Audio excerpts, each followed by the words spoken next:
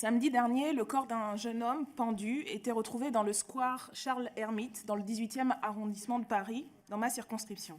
Cette personne vivait à la rue, comme beaucoup d'autres encore aujourd'hui, sans solution d'émergement, sans espoir d'issue favorable, comme beaucoup d'autres, sans le droit au refuge et à l'accueil digne que nous devrions lui permettre d'obtenir.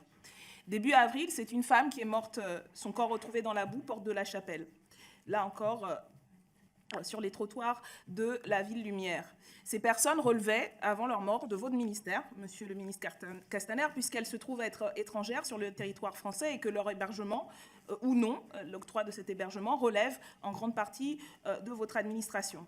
Je vous ai écrit 2 courriers, le 21 janvier 2019, puis le 20 juin 2019, sur la crise de l'accueil et le nombre de personnes sans abri laissées sans solution dans la circonscription. Je ne suis pas la seule, puisque de nombreuses associations vous ont interpellé depuis des mois sur ce problème de l'hébergement, y compris des structures qui sont en charge de cet hébergement de demandeurs et demandeuses d'asile, de personnes migrantes, vous interpellent sur ce sujet, sur le fait que le remplacement de l'hébergement inconditionnel des personnes à la rue par une logique de tri entre le bon migrant ou le mauvais migrant, le bon réfugié ou la mauvaise personne SDF, multipliant les difficultés, y compris pour les personnes qui sont censées leur venir en œuvre, aller à l'encontre non seulement de ce à quoi nous sommes tenus en termes de droit international, de nos principes, mais également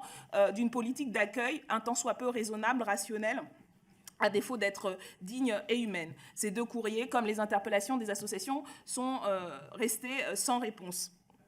Le 25 juin dernier, votre gouvernement annonçait sa volonté de faire ficher par le 115 des personnes accueillies selon leur statut administratif.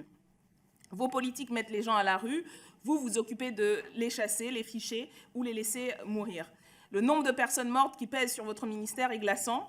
Nous n'oublions pas Zinem Redouane, nous demandons toujours où est Steve. Et à ces personnes s'ajoutent aujourd'hui, hier, certainement demain également, des personnes qui sont mortes à la Chapelle. C'est un constat effrayant. Alors oui, monsieur le ministre, moi je suis fière d'être aux côtés des ONG que vous considérez être complices des passeurs, de Carole Araketé, à qui votre gouvernement a refusé son aide alors qu'elle sauvait des vies, de toutes celles et ceux qui se battent pour leur dignité et leurs droits. Est-ce que vous êtes fiers d'être aux côtés des xénophobes, des anti-migrants, des Trump, des Salvini? Combien de personnes mortes allez encore vous laisser mourir? Je n'attends pas véritablement de réponse de votre part, comme je n'ai plus eu de réponse de ces courriers. Merci. Mais en l'état, voilà votre bilan, et je ne crois pas qu'il y ait de quoi être fier.